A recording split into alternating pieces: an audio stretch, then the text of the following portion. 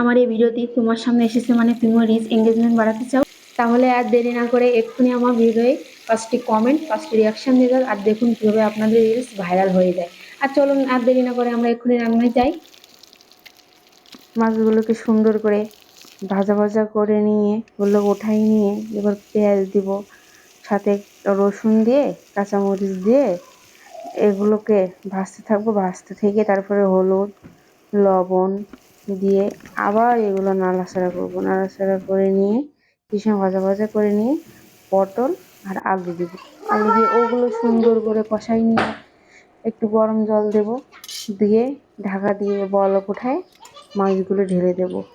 ঢেলে দিয়ে সুন্দর করে আরও জাল দিয়ে নেব যাতে তরকারিটা সুন্দর লাগে।